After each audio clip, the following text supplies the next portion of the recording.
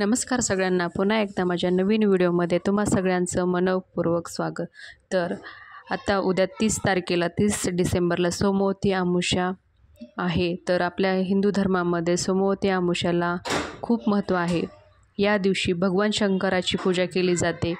या दिवशी पितराला स्नान श्राद्ध केले जाते असे मानले जाते।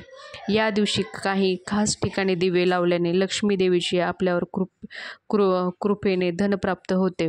हिंदू धर्मामध्ये पौर्णिमा आणि अमावस्या या तिथीला खूप महत्त्व दिले जाते। या वर्षाच्या शेवटच्या सोमवारी अमावस्या येत असल्याने त्याला सोमवती अमावस्या म्हणतात। या दिवशी उपवास, पूजा, स्नानाला विशेष महत्त्व आहे। या दिवशी स्नान आणि दानधर्माबरोबर पितृपूजाही केली जाते। असे केल्याने पितरांचा आशीर्वाद मिळतो असे मानले जाते।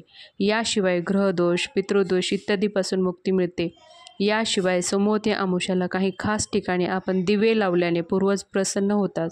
तसे लक्ष्मी देवी नेहमी प्रसन्न तुमच्यावर राहते। आपल्याला सोमवती अमावस्या कधी आहे? वर्षातील सोमवती अमावस्या तिथी ही सोमवारी 30 डिसेंबर रोजी आहे। त्या दिवशी आपल्याला पौष अमावस्या असेल।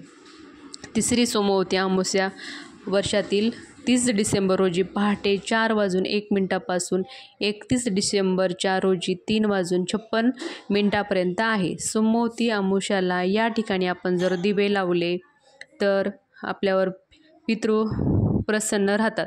सोमवती अमावस्याला पितरांना प्रसन्न करण्यासाठी तर्पण आणि श्राद्ध केले जाते। या दिवशी घराबाहेर दक्षिण दिशेला मोहरीच्या तेलाचा दिवा लावावा, कारण ती पितरांची दिशा मानली जाते।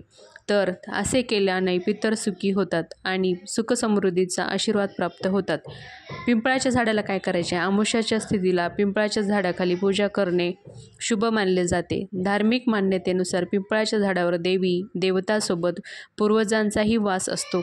त्यामुळे सोमवती अमावस्याला पिंपळाच्या झाडाजवळ मोहरी किंवा तिळाच्या तेलाचा दिवा लावल्यास शुभ फळ मिळते।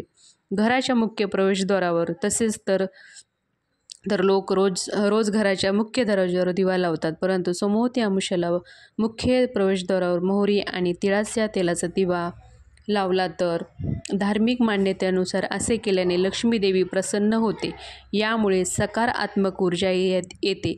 याशिवाय व्यक्तीला आर्थिक अडचणीपासूनही मुक्ती मिळते। घराच्या बाहेर आपल्याला दक्षिण दिशेला दिवा लावला तर धार्मिक मान्यतेनुसार जेव्हा पूर्वज अमावस्येच्या संध्याकाळी आपल्या जगात परत येतात तेव्हा त्यांच्या मार्गावर प्रकाश पडतो। यामुळे ते प्रसन्न होतात आणि आशीर्वाद देतात। म्हणून आपल्या पूर्वजांसाठी मोहरीच्या तेलाचा दिवा घराच्या दक्षिण दिशेला लावावा।